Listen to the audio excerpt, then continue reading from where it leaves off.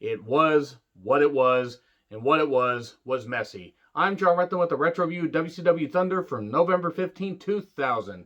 Honestly, Thunder has a couple good matches here and there, and there's really not a whole lot to the show because Thunder never should have happened. 98 was what it was. There was some good action even in 2000. Like, they were entering a phase where they were like, okay, if we're going to tape it, after Nitro in the US, then let's at least have a few good matches. And that's what they had. Booker versus Mike Awesome on a recent Thunder was pretty damn good. As for this one, the Manchester crowd was pretty goddamn alive. But there were a few good matches on this, but really a lot of the feuds just went there to just, fade away because nobody really cared about Thunder. I don't even think the talents cared about Thunder. Though there was a pretty good world title match later. Big Vito versus Reno in a grudge match. O'Hare causes a distraction with a kick, and then a roll of the dice 1, 2, 3. I would have thought this would have gotten more time. And then Ric Flair sleepwalks through running down the card on a pre-recorded message. Bam Bam Bigelow versus Crowbar because Bam Bam Bigelow was the last man to pin Crowbar on the WCW roster. That was 2 weeks ago. Flair was making it seem like Crowbar had gone on like a 3-month-long undefeated streak. And then Sanders will defend his Cruiserweight title tonight. Lance Storm versus Hugh Morris at Mayhem for the last time till the next time. Mean Gene calls Major Guns a self-serving bitch. Bam Bam Bigelow versus Crowbar, Hardcore Championship. I can't say that it was necessarily bad. I just felt so bad for Bam Bam taking all these headshots and Crowbar taking all these headshots. I'm so glad that headshots are not done all that often anymore. They shouldn't fucking be done. Even if you gimmick something, concussions, all that shit, no. I mean, yes, wrestling is not necessarily safe. People take a lot of, unnecessary bumps and everything, especially these days. But the chair shots to the head, even if you do that. Now, if you do this, it's one thing, but just taking the full-on shots that they took, it was fucking bad.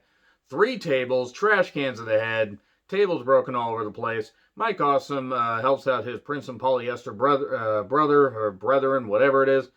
And, pushes Bigelow through a table and then puts Crowbar on Bigelow 1, 2, 3. Very odd return for Bam Bam Bigelow. I don't think he really did anything of note once he left WCW again. And then Booker is talking in a very bright yellow Pikachu-like jacket, Booker Chew, if you will. That almost sounds like a brand of chewing tobacco that he would have done, or a brand of bubblegum. I'm not here to shame.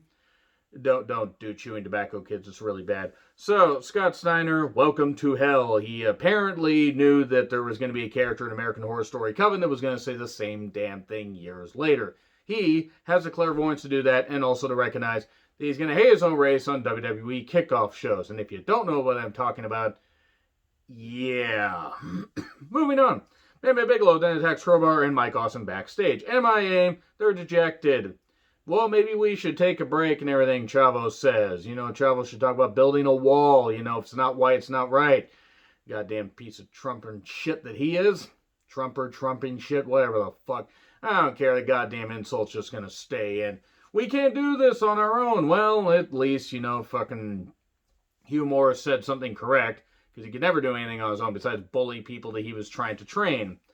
And then Kwee with Paisley versus Kidman versus Ray with Tigress versus Skipper with Major Guns versus Chavo and Lash. 4 corners, contenders match. It quickly breaks down. All the women get kicked out of there. This isn't the last time that Major Guns is going to make an appearance. And then MIA, they end up shoving the ref because they want to, get revenge on Skipper. The whole Team Canada thing since Major Guns defected back to Team Canada or defected to Team Canada this time is all a ruse, I guess. I think they were trying to work her out of the company, which, to be fair, Major Guns really wasn't worth a damn, at least on a wrestling program.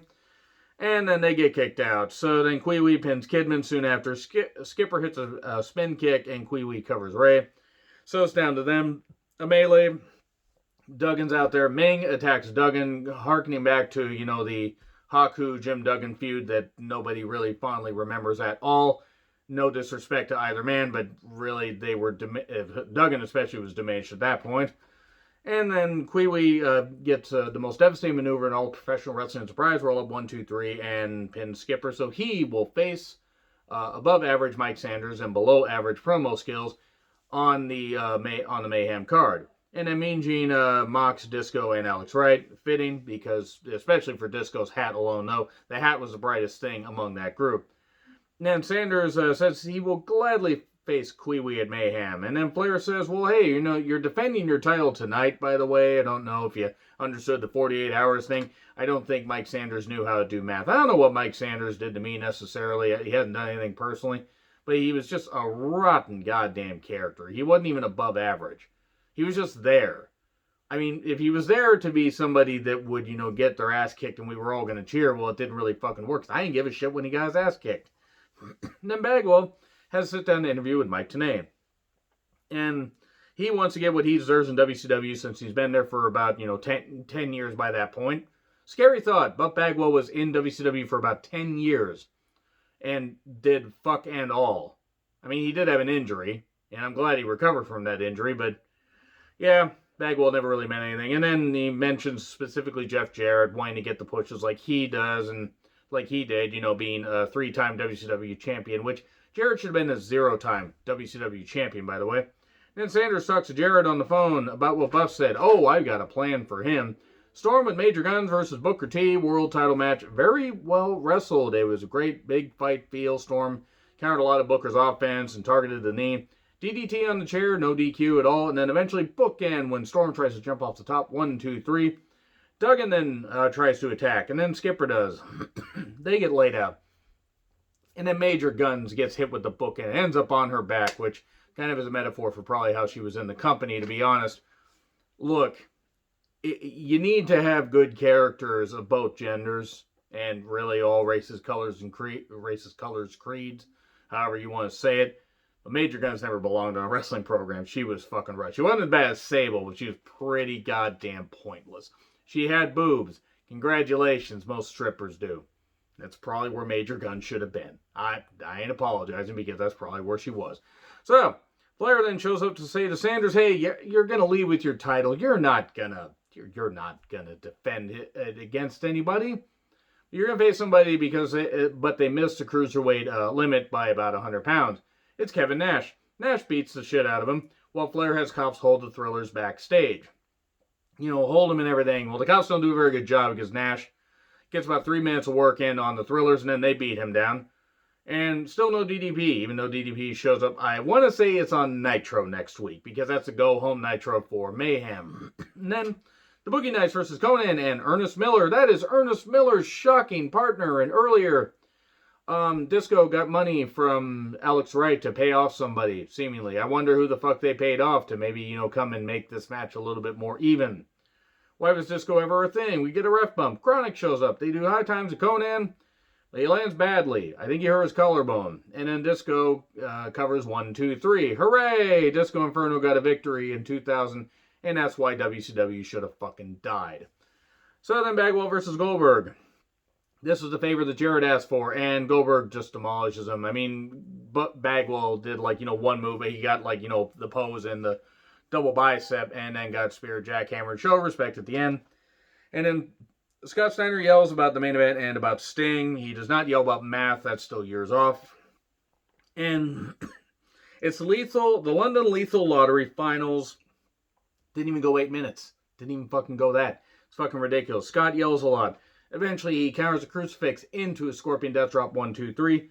So Sting now earns a title shot at whoever the champion is the Nitro after Mayhem, which kind of telegraphed that Scott Steiner was going to beat Booker. Because if Scott Steiner had won, what the fuck's he going to do? Face himself? We're going to get Spider-Man meme? Is he going to give it to Rick Steiner and have Rick Steiner lay down? So Sting had to win here.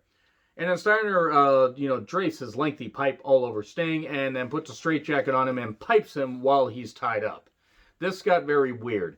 Not really a terrible Thunder episode, but really just once again, Thunder was a painfully unnecessary show. Anyway, agree, disagree, what I said, like, share, subscribe, Twitter handle in the description. I'm John Retlin. I'll see you soon.